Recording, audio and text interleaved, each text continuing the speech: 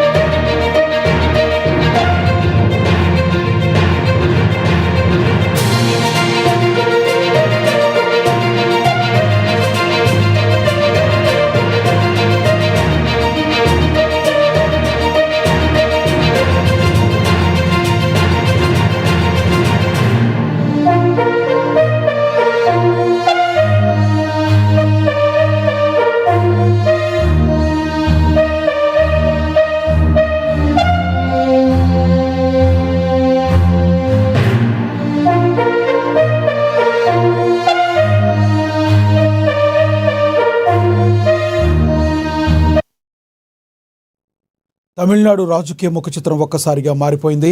దశాబ్దాల రాజకీయ చరిత్ర ఉన్న డీఎంకేకు ఊహించని షాక్ తగిలింది. ముఖ్యమంత్రి ఎంకే స్టాలిన్ తన పదవికి రాజీనామా చేశారు. కాసేపటి క్రితమే తన రాజీనామా లేఖను ఆయన గవర్నర్కు పంపారు. అసెంబ్లీ ఎన్నికల ఫలితాల్లో డీఎంకే ఓటమి పాలవడమే కాకుండా స్వయంగా ముఖ్యమంత్రి తన సొంత నియోజకవర్గమైన కొత్తూరులో పరాజయం చెందడం రాజకీయ వర్గాలను విస్మయానికి గురిచేస్తుంది. నటుడు విజయ్ నేతృత్వంలోని తమిళగ వెట్రి కజకం అభ్యర్థి విఎస్ బాబు ముఖ్యమంత్రి స్టాలిన్పై 8,795 ఓట్ల మెజార్టీతో విజయం సాధించి చరిత్ర సృష్టించారు. నైతిక బాధ్యత వహిస్తూ స్టాలిన్ తప్పుకోవడంతో డీఎంకే ఇప్పుడు తన తదుపరి కార్యాచరణపై దృష్టి పెట్టింది. ఈ నేపథ్యంలోనే గెలిచిన ఎమ్మెల్యేలతో స్టాలిన్ భేటీ కానున్నారు. అసెంబ్లీలో ప్రతిపక్ష నేతగా ఉదయనిధి స్టాలిన్ ఎన్నుకునే యోచనలో పార్టీ ఉన్నట్లుగా సమాచారం. మరోవైపు విజయాన్ని అందుకున్న తమిళగ వెట్రి కజకం అధినేత విజయ్ తన పార్టీ ఎమ్మెల్యేలతో భేటీ అయ్యారు. ప్రభుత్వ ఏర్పాటు దిశగా ఆయన అడుగులు వేస్తున్నారు. ఇదే విషయానికి సంబంధించి మరింత సమాచారాన్ని మా ప్రతినిధి అనిల్ అందిస్తారు ఫోన్ ద్వారా. అనిల్, చెప్పండి, ఎలా ఉంది తమిళనాడు రాజకీయ పరిస్థితి? లక్ష్మీనాథ్, మీరు ఇందాక అన్నట్టు తమిళనాడులో బలమైన పునాదులు ఉన్నటువంటి Dravida Munnetra Kazhagam DMK party 2026 Tamil Nadu assembly ఎన్నికల్లో ఓడిపోవడం అనేది ముఖ్యమంత్రి ఎంకే స్టాలిన్ నాయకత్వానికే కాకుండా ఆ పార్టీ కూడా ఒక పెద్ద ఎదురుదెబ్బగా మనం అనుకోవచ్చు. ఇది ఒక కేవలం ఓటమి మాత్రమే కాకుండా రాష్ట్ర రాజకీయాలనే మాత్రమే కాకుండా దేశ రాజకీయాలకే ఈ తమిళనాడు రిజల్ట్ అనేది ఒక కొత్త శకం స్టార్ట్ అయింది అనుకోవడానికి ఒక సంకేతంగా చెప్పుకోవచ్చు. ముందుగా మనం చెప్పుకుంటే ఏదైతే టీవీకే అధినేత ఉన్నాడో నటుడు విజయ్ ఈ తమిళగ వెట్రి కజకం టీవీకే ఒక అత్యద్భుతంగా నిన్న ఎలక్షన్స్ లో ఆ రిజల్ట్ లో లీడ్స్ సాధిస్తూ 108 సీట్లు సాధించడం జరిగింది. మొదటి ప్రయత్నంలోనే ఏదైతే టీవీకే పార్టీ పెట్టినటువంటి అనతి కాలంలోనే కేవలం 2 సంవత్సరంలోనే అతిపెద్ద పార్టీగా తమిళనాడులో అవతరించిందని చెప్పుకోవచ్చు. ఇది దశాబ్దాలు ఉన్నటువంటి ఏదైతే 76 సంవత్సరాలు ఉన్నటువంటి డిఎంకే, అదేవిధంగా 54 సంవత్సరాలు ఉన్నటువంటి ఏఐడిఎంకే అంటే అన్నా డిఎంకే 2 పార్టీల రాజకీయాలను కూడా టీవీకే పార్టీ మొత్తం మార్చేసిందిగా మనం చెప్పుకోవచ్చు లక్ష్మీనాథ్. అదేవిధంగా స్టాలిన్ తన సొంత నియోజకవర్గమైనటువంటి కొలత్తూరులో ఓడిపోవడం ఏదైతుందో ఇది కేవలం తమిళనాడు రాజకీయమే కాకుండా దేశ రాజకీయాలు మొత్తం కూడా ఆలోచింపేలా చేసింది స్టాలిన్ ఓటమి కూడా. ఎందుకంటే ఒక సీఎం క్యాండిడేట్ తన సొంత కాన్స్టిట్యున్సీ టీవీకే అభ్యర్థి పైన ఓడిపోవడం జరిగింది. అది కూడా 8,000 పైచిలకు ఓట్ల తేడాతో ఓడిపోవడం. స్టాలిన్ అనేటువంటి నాయకుడు కొత్త నాయకుడు ఏం కాదు. డిఎంకే పార్టీలో సుదీర్ఘ కాలం పనిచేసినటువంటి అనుభవం ఆయన సొంతం. దశాబ్దాల కాలంగా ఆయన ఒక మాస్ లీడర్ గా గుర్తింపు పొందడం జరిగింది. ఆయన చాలా మంది కూడా ఒక కార్యకర్తలు దేవుళ్ళ కొలుస్తూ ఉంటారు. అలాంటి వ్యక్తి కూడా ఓడిపోవడం, ఒక ఎమ్మెల్యేగా ఓడిపోవడం అనేది చాలా మంది కార్యకర్తలు కూడా జీర్ణించుకోలేకపోతున్నారు. ఈ దెబ్బతో వెంటనే ఆయన నైతిక బాధ్యత వహించడం జరిగింది. సో ఈ ఏదైతే డిఎంకే పార్టీ ఓడిపోవడము, అదేవిధంగా ఇంత దారుణ సిచ్యువేషన్ రావడానికి కారణం ఇదంతా కూడా నాదే తప్పు అంటూ నైతిక బాధ్యత వహిస్తూ ఆయన ప్రస్తుతం ముఖ్యమంత్రి పదవికి రాజీనామా చేయడం జరిగింది. గవర్నర్ కూడా ఆ లేఖను పంపించడం జరిగింది. ఇది ఏదైతే తన సొంత కాన్స్టిట్యున్సీ లో ఓడిపోవడం ఏదైతుందో ఇది తన రాజకీయ జీవితంలోనే ఇది అత్యంత దారుణమైనటువంటి సిచ్యువేషన్ గా మనం చెప్పుకోవచ్చు. ముఖ్యంగా చెప్పుకుంటే తమిళనాడులో జరిగినటువంటి సిచ్యువేషన్ ఏదైతే ఉందో ఆయన పైన చాలా వ్యతిరేకత, అవినీతి ఆరోపణలు ఎదుర్కొంటున్నాడు డిఎంకే అధినేత స్టాలిన్. సంక్షేమ పథకాలు కావచ్చు, మౌలిక సదుపాయాలు ఉన్నప్పటికీ ప్రజల్లో ముఖ్యంగా యువతలో ఉన్నటువంటి అసంతృప్తి ఏవైతుందో ఇది డిఎంకే ఓటమికి కారణమైంది. దాన్ని అంతా కూడా క్యాచ్ చేసుకున్నాడు టీవీకే విజయ్. ముఖ్యంగా యువత అదేవిధంగా మహిళల ఓట్లు రాబట్టుకోవడంలో విజయ్ పార్టీ టీవీకే ఒక అద్భుతమైనటువంటి స్టాండ్తో ముందుకెళ్ళింది, స్ట్రాటజీతో ముందుకెళ్ళింది. ఈ వ్యతిరేకత ఓటును అంతా కూడా వాళ్ళు క్యాచ్ చేసుకున్నారు టీవీకి అని చెప్పేసి మనం క్లియర్ గా చెప్పుకోవచ్చు. అయితే ప్రస్తుతం అయితే ప్రతిపక్ష నేతగా ఆయన ఓడిపోవడం జరిగింది. డిఎంకే అధినేత స్టాలిన్ ఓడిపోవడంతో ప్రతిపక్ష నేతగా తన కుమారుడు సినీ నటుడు అయినటువంటి ఉదయనిధి స్టాలిన్ కి ప్రతిపక్ష నేతగా ఇచ్చేందుకు డిఎంకేలో ఎవరైతే గెలిచారో ఎమ్మెల్యేలు వారందరితో సమావేశం కావడం జరిగింది. అదే విధంగా రాబోయే రోజుల్లో ప్రతిపక్షంలో ఉంటూ ప్రతిపక్ష పాత్ర పోషిస్తూ ప్రజల కోసం పోరాటం చేస్తామంటూ కూడా ఆయన ఇప్పటికీ ఒక స్టేట్మెంట్ అయితే ఇవ్వడం జరిగింది. ముఖ్యంగా ఈ పార్టీలో ఇతర కుటుంబ సభ్యుల ప్రాధాన్యత కావచ్చు, అవినీతి ఆరోపణలు కావచ్చు, ఉదయనిధి స్టాలిన్ ఎవరైతే స్టాలిన్ కుమారుడు ఉన్నాడో ఆయన ఎదుగుదల ఒక్కసారిగా అంత హైప్ క్రియేట్ కావడంతో సో వీళ్ళు ప్రజాధనాన్ని దోచుకుంటున్నారు అని చెప్పేసి ఒక ప్రజల్లో ఒక ఈ భావం కలిగింది. ఈ భావాన్ని ఓటమి కూడా కారణమైనదిగా మనం చెప్పుకోవచ్చు. అయితే ప్రస్తుతం అయితే డిఎంకే 59 సీట్లతో బలమైన ప్రతిపక్ష పాత్ర అయితే అక్కడ పోషించేటువంటి సిచ్యువేషన్ మనకు కనిపిస్తా ఉంది. స్టాలిన్ ఇప్పటికే ఓటమిని అంగీకరించాడు. ప్రజల కోసం పోరాడదాం చేస్తామంటూ కూడా ఆయన ఒక స్టేట్మెంట్ అయితే ఇవ్వడం జరిగింది. కానీ ఇక్కడ స్టాలిన్ అయితే ఊహించలేదు. స్టాలిన్ ఎట్టి పరిస్థితుల్లో ఊహించుకోలేదు. ఎందుకంటే 2021లో డిఎంకే పార్టీ భారీ విజయాన్ని సొంతం చేసుకుంది. సో అక్కడ ద్రవిడ పాలన పేరుతో తమిళనాడులో అభివృద్ధి మేము చేస్తున్నాం కాబట్టి ప్రజలు మాకే పట్టం కడతారని చెప్పేసి ఆయన అనుకున్నాడు. అదేవిధంగా 2024లో జరిగినటువంటి లోక్సభ ఎన్నికల్లో కూడా డిఎంకే పార్టీ క్లీన్ స్వీప్ ఇచ్చింది. మొత్తం అన్ని కూడా గెలవడం జరిగింది. ఈ నేపథ్యంలో 2026లో కూడా మేమే పక్క గెలుస్తామనేటువంటి ఆయన ఊహించాడు. అది కాస్త ప్రజలు మాత్రం దాన్ని అహం అనుకున్నారు.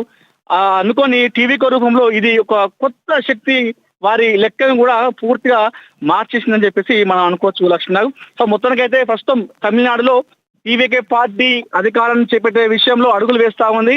ఇప్పటికే కాంగ్రెస్ అదేవిధంగా పిఎంకే సపోర్ట్ తీసుకొని వాళ్ళు అసెంబ్లీలో వెళ్ళేటువంటి అడుగులైతే వేస్తా ఉన్నారు. ఎందుకంటే స్పష్టమైన మెజార్టీ ఏ పార్టీకి మ్యాజిక్ ఫిగర్ రాలేదు. 118 సీట్లు అక్కడ వస్తే ప్రభుత్వాన్ని ఎవరి సపోర్ట్ లేకుండా వాళ్ళు కూడగట్టుకునే అవకాశం ఉంది. కాకపోతే ఇక్కడ ఏమైందంటే 108 సీట్లు మాత్రమే సాధించింది టీవీకే పార్టీ. అతిపెద్ద పార్టీగా అవతరించినప్పటికీ కూడా మ్యాజిక్ ఫిగర్ అనేది దాటలేదు. అయితే ఈ నేపథ్యంలో కాంగ్రెస్ అదేవిధంగా పిఎంకే సపోర్ట్ తీసుకొని సీఎం గా విజయ్ అసెంబ్లీలోకి వెళ్ళేటువంటి సిచ్యువేషన్ అయితే కనిపిస్తా ఉంది. కానీ స్టాలిన్ అయితే ఇప్పటికే రాజీనామా చేయడం జరిగింది. నైతిక బాధ్యత వహించాడు. కానీ ప్రతిపక్ష నేతగా తన ఎమ్మెల్యే ఓడిపోడు కాబట్టి అసెంబ్లీలో ప్రతిపక్ష నేతగా తన కుమారుడు ఉదయనిధి స్టాలిన్ కి ఇచ్చేటువంటి అంశంలో డిఎంకే పార్టీలో గెలిచినటువంటి ఎమ్మెల్యేలతోని ఆయన ప్రస్తుతం ఒక మీడియా సమావేశం ఏర్పాటు చేసుకొని వారందరితోనైతే డిస్కషన్ చేసుకుంటున్నారు. ఈ నిర్ణయం తీసుకైతే అడుగులు వేస్తున్నారు లక్ష్మీనాథ్. Thank you Anil.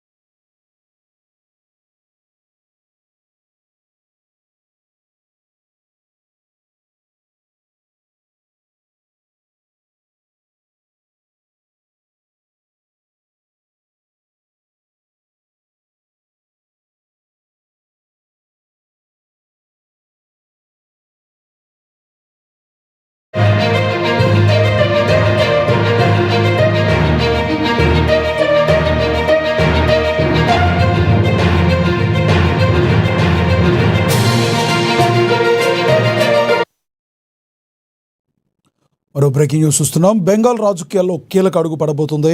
మరికొద్ది రోజుల్లోనే పశ్చిమ బెంగాల్లో కొత్త ప్రభుత్వం కొలువుదేరనుంది. ఈ నెల 9వ తేదీన బెంగాల్ నూతన ప్రభుత్వం ప్రమాణ స్వీకారం చేసేందుకు ముహూర్తం ఖరారైంది.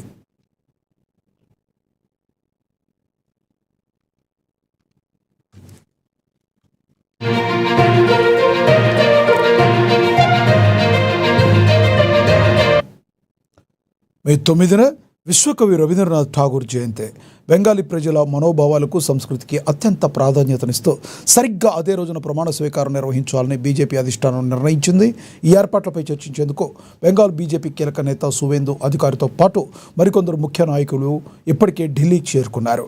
కొద్దిసేపట్లో ప్రధానమంత్రి నరేంద్ర మోడీ, కేంద్ర హోంమంత్రి అమిత్ షాలతో బెంగాల్ నేతలు భేటీ కానున్నారు. కొత్త ప్రభుత్వ కేబినెట్ కూర్పు, ప్రమాణ స్వీకార కార్యక్రమం, వేదిక తదితర అంశాలపై ఈ సమావేశంలో తుది నిర్ణయం తీసుకోనున్నారు.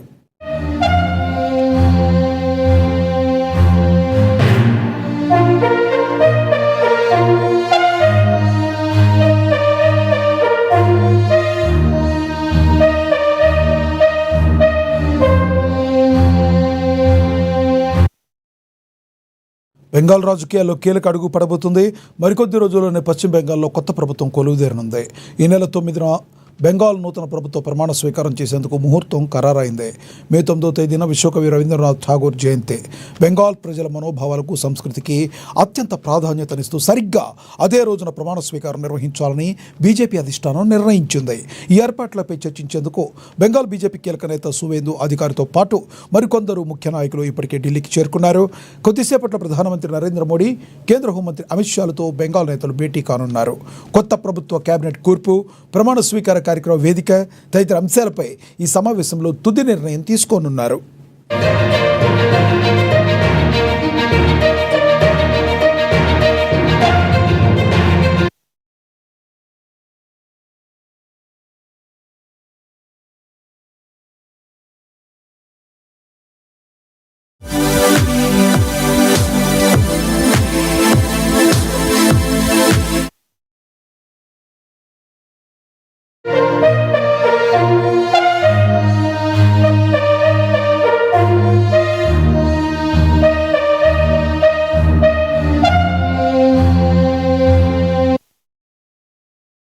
మరో బ్రేకింగ్ న్యూస్ చూస్తున్నాం.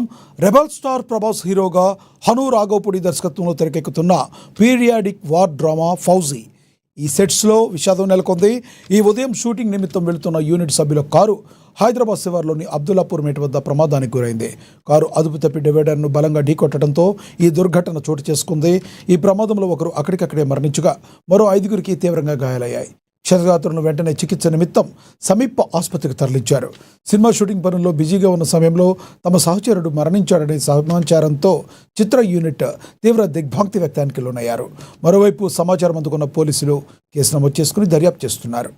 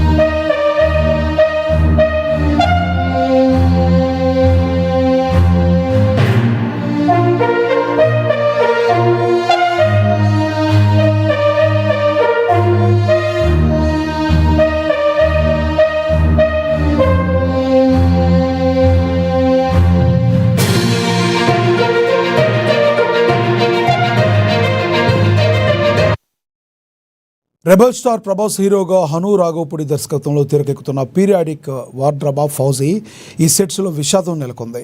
ఈ ఉదయం షూటింగ్ నిమిత్తం వెళుతున్న యూనిట్ సభ్యుల కారు హైదరాబాద్ శివార్లోని అబ్దుల్లాపూర్ మేట్ వద్ద ప్రమాదానికి గురైంది. కారు అదుపు తప్పి డివైడర్ను బలంగా ఢీకొట్టడంతో ఈ దుర్ఘటన చోటు చేసుకుంది. ఇదే విషయానికి సంబంధించి మరింత సమాచారాన్ని మా ప్రతినిధి హరీష్ అందిస్తారు ఫోన్ ద్వారా. హరీష్, చెప్పండి, ఇది సెట్స్లో జరిగిందా లేదంటే షూటింగ్కి వెళ్లే క్రమంలో రోడ్డు మీద జరిగిందా? ఎలా జరిగింది ఇది? రైట్ లక్ష్మణ, రెబల్ స్టార్ ప్రభాస్ హీరోగా నటిస్తున్న ఏదైతే ఫౌజీకి సంబంధించిన సినిమా షూటింగ్ సంబంధించి కూడా ప్రొడక్షన్ సంబంధించి కూడా వాహనానికి ఈరోజు యాక్సిడెంట్ అయిన నేపథ్యం అయితే కనిపిస్తూ ఉంది. ఇక ప్రధానంగా ఏదైతే హను రావుపూడి దర్శకత్వంలో తెరకెక్కుతున్న ఈ పీరియాటిక్ వార్ డ్రామాకి సంబంధించి కూడా ఈ ఏదైతే షూటింగ్ వెళ్లే క్రమంలో నగర శివారు అదిలాపూర్ మెట్టు వద్ద డివైడర్ ని వాహనం ఢీకొనే నేపథ్యం అయితే కనిపిస్తా ఉంది. ప్రధానంగా దాంట్లో 6 ప్రయాణిస్తున్నట్టుగా కూడా ప్రాథమిక సమాచారం అందుతుంది. దాంట్లో ప్రొడక్షన్ సంబంధించిన కూడా ఒక వ్యక్తి ఏదైతే దుర్మరణం చెందిన నేపథ్యం అయితే కనిపిస్తా ఉంది. ఇంకా మొత్తంగా 5గురికి సంబంధించి కూడా తీవ్ర గాయాలైన నేపథ్యం అయితే వారిని పోలీసులు అలాగే స్థానికులకు సంబంధించి కూడా స్థానిక అద్లాపూర్ మట్టి వద్ద స్థానిక హాస్పిటల్ కి తరలించి చికిత్స అందిస్తున్న నేపథ్యం అయితే కనిపిస్తా ఉంది.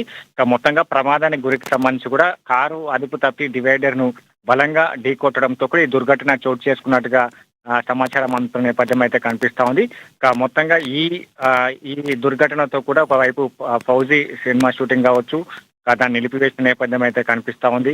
ఇక రామోజీ ఫిలిం సిటీకి సంబంధించి కూడా అక్కడ పరిసర ప్రాంతాల్లో ఏదైతే షూటింగ్ కొనసాగుతున్న నేపథ్యం అయితే కనిపిస్తా ఉంది. ఇక ప్రధానంగా దీనికి సంబంధించి కూడా అతివేగమే ప్రధాన కారణంగా కూడా పోలీసులు ఇప్పటికే నిర్ధారించిన నేపథ్యం అయితే కనిపిస్తా ఉంది. ఇక మరోవైపు చిత్ర యూనిట్కి సంబంధించి కూడా ఏదైతే అతివేగం ఎందుకు గురి కావాల్సి వచ్చింది, ఏదైతే చిత్ర యూనిట్కి సంబంధించి కూడా ఏదైనా తొందరపాటు చర్యలు తీసుకున్నారా, అయితే ఆ డ్రైవర్ కి సంబంధించి కూడా ప్రొడక్షన్ కి సంబంధించిన వాహనానికి డ్రైవర్ కి సంబంధించిన ఇబ్బందులకు గురి చేశారనే కోణంలో కూడా పోలీసులు ఆరా తీస్తున్న నేపథ్యం అయితే కనిపిస్తున్న నేపథ్యం అయితే కనిపిస్తా ఉంది. కనుక మొత్తంగా దీనికి సంబంధించి కూడా ప్రాథమికంగా డ్రైవర్ నిర్లక్ష్యం, అధిక వేగం లేదా వాహన లోపం సంబంధించి కూడా అనే కోణంలో దర్యాప్తు కొనసాగుతున్న నేపథ్యం అయితే ఉన్నది. ఇప్పటికే సీసీ ఫుటేజ్ కి సంబంధించి కావచ్చు, అక్కడ ఉన్న ఏదైతే సాక్షుల వాంగ్మూలం ఆధారంగా కూడా పూర్తి వివరాలు పోలీసులు సేకరిస్తున్న నేపథ్యం అయితే కనిపిస్తా ఉంది. ఇప్పటికే ఫౌజీ చిత్ర యూనిట్కి సంబంధించి మొత్తంగా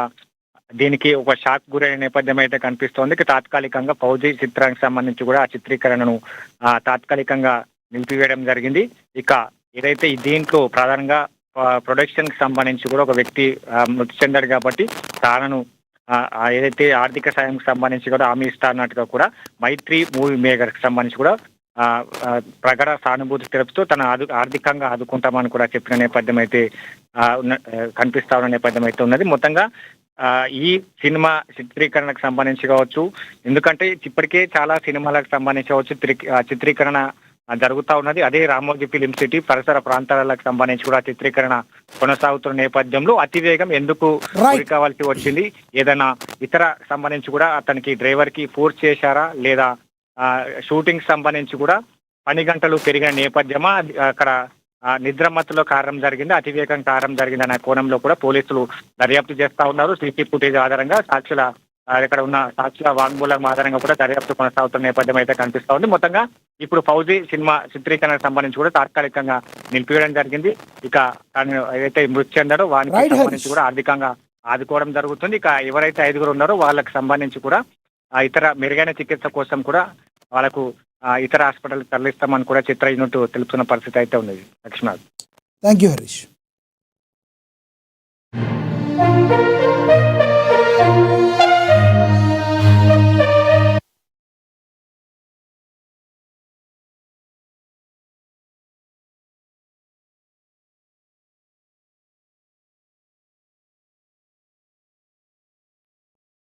ఈ నెల 10వ తేదీన హైదరాబాద్లోని పరేడ్ గ్రౌండ్లో బీజేపీ తలపెట్టిన బహిరంగ సభకు ఏర్పాట్లు ముమ్మరంగా సాగుతున్నాయి. ఈ సభకు ప్రధానమంత్రి నరేంద్ర మోడీ హాజరు కానున్న నేపథ్యంలో ప్రజలు, పార్టీ శ్రేణులు అధిక సంఖ్యలో తరలి రావాలని తెలంగాణ రాష్ట్ర BJP general secretary doctor Gautam Rao పిలుపునిచ్చారు. ఉదయం నల్లకుంటలోని ఎన్సీసీ గేట్ వద్ద వాకర్స్కు ఆయన స్వయంగా కరపత్రాలు పంపిణీ చేశారు. వరుసగా 3వ సారి ప్రధాని బాధ్యతలు చేపట్టిన మోడీ నాయకత్వంపై దేశ ప్రజలకు గట్టి విశ్వాసం ఉందని, ఈ బహిరంగ సభ ద్వారా మరోసారి ఆ ఉత్సాహాన్ని చాటి చెప్పాలని ఆయన కోరారు.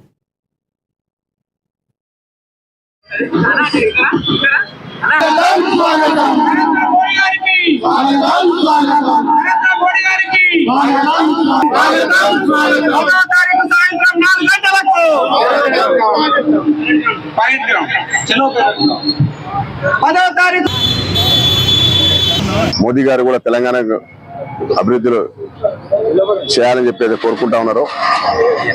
దాంట్లో భాగంగా ఈ యొక్క తెలంగాణ రాష్ట్రానికి హైదరాబాద్ కు ఈ నెల 10వ తారీఖు నాడు 4 గంటలకు వారు పరేడ్ గ్రౌండ్స్ బహిరంగ సభలో పాల్గొబోతా ఉన్నారు. అదేవిధంగా ఈ రాష్ట్రంలో కొన్ని అభివృద్ధి కార్యక్రమాలు కూడా ప్రారంభించబోతా ఉన్నారు. ఈ యొక్క వికసిత్ భారత్ 2047లో భాగంగా అన్ని రాష్ట్రాలు అభివృద్ధి చెందాలనే ఒక ఆలోచనతోని అన్ని రాష్ట్రాలకు కూడా సముచితంగా న్యాయం చేస్తూ భారతదేశాన్ని సమగ్రంగా అభివృద్ధి చేస్తున్నటువంటి నాయకుడిగా మోడీ గారు మన హైదరాబాద్కు వస్తున్న సందర్భంగా నేను హైదరాబాద్ ప్రజలందరినీ కూడా కోరుతా ఉన్నాను, ఈ యొక్క సభలో పాల్గొని వారిని ఆశీర్వదించి స్వాగతించాలని చెప్పి నేను కోరుతా ఉన్నాను. అదేవిధంగా మొన్న జరిగినటువంటి అయితే పశ్చిమ బెంగాల్లో ఇన్ఫిల్ట్రేటర్స్ బంగ్లాదేశ్ నుంచి వచ్చి అక్కడ స్థానికంగా ఉన్నటువంటి ప్రజలను ఇబ్బంది పెట్టిన కారణంగా అక్కడ ప్రజలందరూ కూడా మోడీ గారు వస్తేనే మాకు భద్రత ఉంటుందనే ఒక ఆలోచనతో మంచి మెజార్టీతో భారతీయ జనతా పార్టీని గెలిపేయడం జరిగింది. అందరికీ కూడా వారికి నేను శుభాకాంక్షలు తెలియజేస్తా ఉన్నాను. మోడీ గారు ఈ తెలంగాణలో బహిరంగ సభ సందర్భంగా తెలంగాణ రాజకీయాల్లో కూడా మార్పు రాబోతా ఉంది.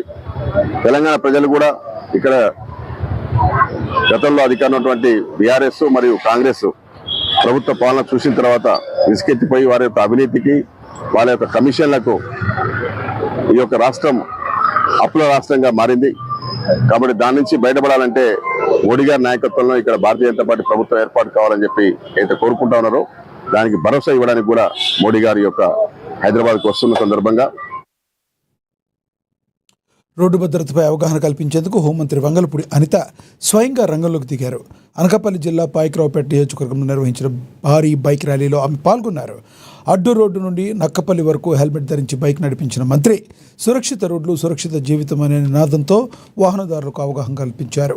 ఈ సందర్భంగా లక్షల రూపాయల బైకులు కొనేవారు ప్రాణాలు కాపాడే హెల్మెట్ను నిర్లక్ష్యం చేయడం విచారకరమన్నారు. నిబంధనల విషయంలో ఎవరికీ కూడా మినహాయింపు లేదని, నాయకులు తప్పు చేసినా డబుల్ ఫైన్ విధించాలని ఆమె స్పష్టం చేశారు.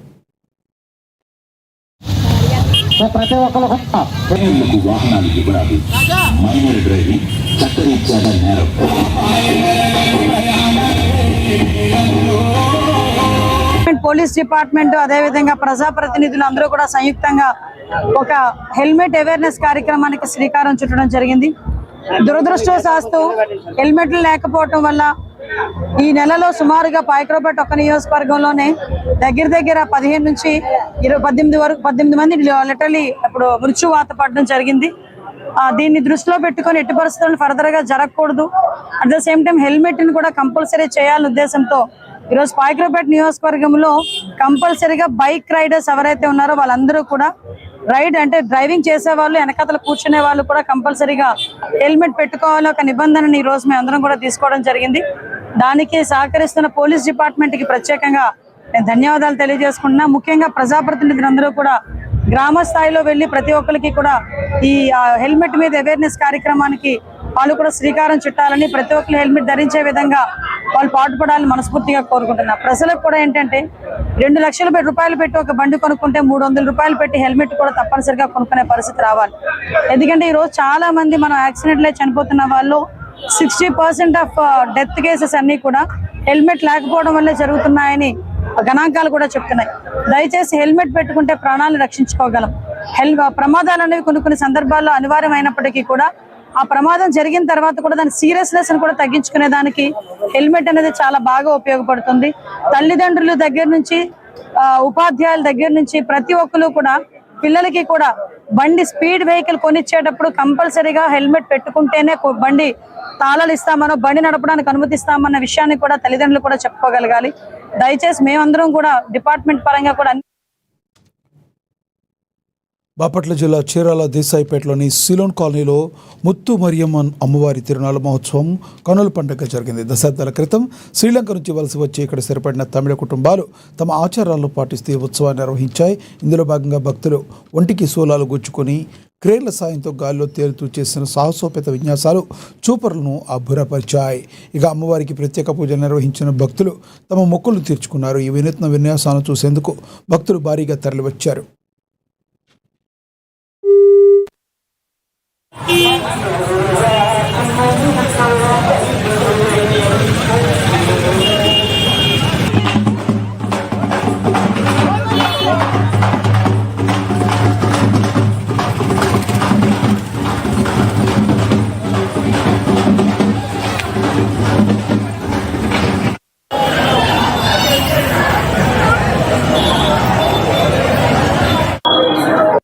నా పేరు ఆర్ మదన్. మేము ఇక్కడ శ్రీలంక నుంచి వచ్చి 40 ఏళ్ళు అయింది. 40 ఏళ్ళుగా శ్రీలంక నుంచి వచ్చిన తర్వాత నుంచి 40 ఏళ్ళుగా ఇక్కడ మన చీరాల్లో ఈ సంబరాలకు భారీగా జరుపుకుంటున్నాము. ప్రతి సంవత్సరం జరుపుతూ ఉంటాము. ఈ సంవత్సరం 5 రోజుల పండుగ. 5 రోజుల పండుగలో ఇది 5వ రోజు భారీగా జేసీబీ మీద జాండ్రపడ శివాలయం నుంచి 4 కిలోమీటర్లు ఏలాడుతూ వెళ్తారు. ఈ ప్రోగ్రామ్ ముత్తుమారియమ్మన్ తిరునాళ్ళు, మరవ కావడి, ఇంకా కలిసాలు గుచ్చుకోవడం ఎక్కడ జరగవున్నా ఇక్కడ జరుగుతుంది. మేము 40 ఏళ్ళుగా చేస్తున్నాం అన్నా. పండగకి ఒక 3 రోజుల ముందు కంకణం కట్టుకుని ఒక దీక్షగా ఉంది, మంచి దీక్షగా ఉంది ఈ పండుగ ఇలా జరుపుకుంటాం. ఈ ప్రత్యేకత ఏంటంటే ఈ చుట్టుపక్కల ఎవరు చేయరు, మన తమిళ ఆచార ప్రకారం బాగా చేస్తూ ఉన్నాము. నా పేరు ఆర్ మదన్. పశ్చిమ బెంగాల్లో బీజేపీ ఓట్లను చోరీ చేస్తుందంటూ మమతా బెనర్జీ, రాహుల్ గాంధీ చేసిన వ్యాఖ్యలపై తెలంగాణ బీజేపీ నేత రామచంద్రరావు ఘాటుగా స్పందించారు. చోరీ చేసే అలవాటు ఉన్నవారికి అంతా చోరీలా కనిపిస్తుందని ఆయన ఎద్దేవా చేశారు. ఇక ప్రజాస్వామ్యంలో గెలుపోటములను సమానంగా స్వీకరించాలని, ఓటమి ఖాయమని తెలిసినప్పుడల్లా ప్రతిపక్షాలు ఈవీఎంల మీద పట్టడం అలవాటుగా మారిపోయిందని విమర్శించారు. మరోవైపు ఈ నెల 10వ తేదీన సికింద్రాబాద్ పరేడ్ గ్రౌండ్స్లో నిర్వహించనున్న ప్రధాని నరేంద్ర మోడీ భారీ బహిరంగ సభను విజయవంతం చేయాలని ఆయన పిలుపునిచ్చారు. ప్రచారంలో భాగంగా తార్నాకలో రామచంద్రరావు స్వయంగా గోడలపై వాల్ పెయింటింగ్స్ వేసి ప్రజలు పెద్ద ఎత్తున సభకు తరలి రావాలని కోరారు.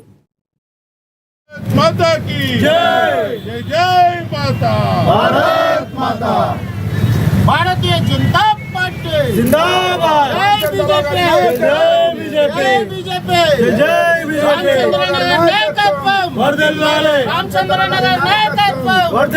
నరేంద్ర మోదీ గారు రాబోతున్నారు హైదరాబాద్కు, తెలంగాణకు మొట్టమొదటిసారిగా పార్లమెంట్ ఎన్నికల తర్వాత వస్తున్నారు కాబట్టి, 3వ తారీఖు ప్రధానంగా వస్తున్నారు కాబట్టి 10వ తారీఖు నాడు ఈ యొక్క బహిరంగ సభ దీన్ని సఫలీకరణ చేయాలని చెప్పేసి కూడా యావత్ తెలంగాణ ప్రజల్ని కోరుతా ఉన్నాను. మరి ఆ ప్రచారం సందర్భంగా ఈరోజు తార్నాకలో వాల్ రైటింగ్ కూడా చేయడం జరిగింది. ఈ వాల్ రైటింగు ద్వారా, పోస్టర్ల ద్వారా, ఫ్లెక్సీల ద్వారా ఈరోజు ప్రచారం భారతీయ జనతా పార్టీ చేస్తూ ఉంది. కార్యకర్తలు వాల్ రైటింగ్ చేస్తూ ఉన్నారు. నేను కూడా ఈ వాల్ రైటింగ్లో పాల్గొనడం జరిగింది. ఎందుకంటే నరేంద్ర మోదీ గారు దేశానికి ఈరోజు వారు చేసినటువంటి ఒక సేవలు కానీ, దేశానికి ఈరోజు ఒక ఆర్థికమైనటువంటి ఒక దిశ చూపెట్టిన వ్యక్తి. ప్రపంచం మొత్తం కూడా ఆర్థిక మాంద్యం ఉన్నప్పటికీ మన భారతదేశంలో మనం ప్రగతి వైపు పోతూ ఉన్నాం, అభివృద్ధి వైపు పోతూ ఉన్నాం. కాబట్టి ఈ సందర్భంగా వారికి పెద్ద ఎత్తున స్వాగతం పలకాలని చెప్పి తెలంగాణ ప్రజలను కోరుతూ, మరి వాల్ రైటింగ్లో ఈరోజు తెలంగాణ తార్నాకలో ఉన్నటువంటి ఒక మా కార్యకర్తలు, నాయకులు అందరూ కూడా దీనిలో పాల్గొనడం జరిగింది. నంద్యాల జిల్లా సిరివెళ్ల మండలం వీరారెడ్డిపాలెంలో విషాదచాలు అలుముకున్నాయి. ఉన్నత చదువుల కోసం అమెరికా వెళ్లి అక్కడ ఆత్మహత్య చేసుకున్న యువకుడు చందు మృతదేహం నేడు స్వగ్రామానికి చేరుకుంది. AR కానిస్టేబుల్ కె శివకుమారుడైన చందు డీపాల్ యూనివర్సిటీలో ఎంఎస్ పూర్తి చేసినప్పటికీ ఆశించిన స్థాయిలో ఉద్యోగం రాకపోవడంతో తీవ్ర మనస్తాపానికి గురయ్యాడు. ఈ క్రమంలోనే గత నెల 28న చికాగోలోని తన అపార్ట్మెంట్లో తుపాకీతో కాల్చుకుని ఆత్మహత్య చేసుకున్నాడు. చందు మృతదేహాన్ని స్వదేశానికి తీసుకురావడంలో కేంద్ర మంత్రి రామ్మోహన్ నాయుడు, మంత్రి నారా లోకేష్, ఎమ్మెల్యే చరిత, తానా ప్రతినిధులు విశేష కృషి చేశారు. చందు భౌతికాయాన్ని చూసి కుటుంబ సభ్యులు, గ్రామస్తులు కన్నీరు మున్నీరవుతున్నారు.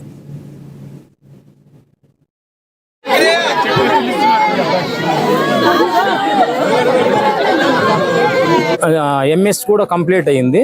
కంప్లీట్ అయిన తర్వాత పార్ట్ టైం జాబ్ చేస్తూ ఉన్నాడు. ఇంకా జాబ్ సర్చింగ్లో ఉన్నాడండి. ఈ ట్రంప్ నిర్ణయాల వలన పెద్ద జాబ్ సంపాదించలేకపోయినాడు. ఇంకొకటి వచ్చి ఎప్పుడు కూడా చిరునవ్వుతూ ఉండేవాడు తప్పితే నాకు ఈ కష్టాలు ఉన్నాయని కానీ ఏది కానీ ఎప్పుడూ చెప్పలేదు. మనీ పరంగా కూడా వీళ్ళు ఆర్థిక స్థితిగతులు, వాళ్ళ ఫాదర్ గవర్నమెంట్ ఎంప్లాయీ కాబట్టి ఏమి ఇబ్బందులు లేవు. ఇక్కడ వచ్చేసి పొలాలు కూడా ఉన్నాయి వాళ్ళకు. 2 బ్రదర్స్, వాళ్ళ ఫాదర్స్ కూడా. వాళ్ళ బాబాయ్ గారు కూడా ఇక్కడ ఏపీలో నంద్యాల జిల్లాలో కానిస్టేబుల్గా వర్క్ చేస్తాడు. సో వాళ్ళు ఇదిగా లేదు. వాళ్ళ మనీ కూడా పంపిస్తానని 2 times చెప్పిన కానీ వాళ్ళ ఫాదర్ వచ్చేసి వద్దు, నీ దగ్గరనే పెట్టుకోండి, మాకు అవసరమైతే మేము చెప్తామన్నారు. ఇంకా అక్కడ ఏం జరిగిందో మనకైతే తెలియదండి. మంచి జాబు, ఉన్నత స్థాయిలో వెళ్ళాలని చెప్పేసి ఎన్నో ఆశలతోటి వెళ్ళాడు అక్కడికి. కానీ మాకు ఆ రీచ్ కాలేకపోయినాడు. ఇది జరిగిందండి. ఇంకొకటి వచ్చేసి అక్కడ మా బ్రదర్ ఉన్నాడు, మా అల్లుడు ఒక అబ్బాయి ఉన్నాడు.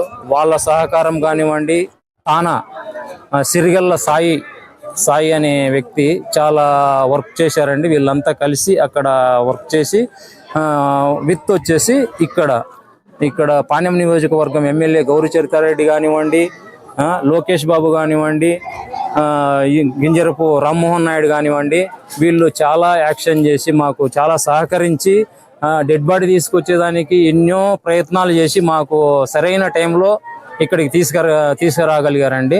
అది వాళ్ళకు మేము ఎప్పుడూ రుణపడి ఉంటాం, తెలుగుదేశం పార్టీకి. అది విషయం జరిగిందండి. 28 అండి, 28 మంగళవారం మాకు న్యూస్ వచ్చిందండి. ఈ బాడీ రానికి కరెక్ట్ 1 week పట్టిందండి. 1 week కూడా చాలా త్వరలోనే వాళ్ళ సహకారంతో తొందరగానే వచ్చింది. లేదంటే ఇప్పటికి కూడా వచ్చేది కాదు. వాళ్ళు ఏమండి ఈ రోజు అయిపోతామండి. ఈ రోజు ఈవినింగ్ కల్లా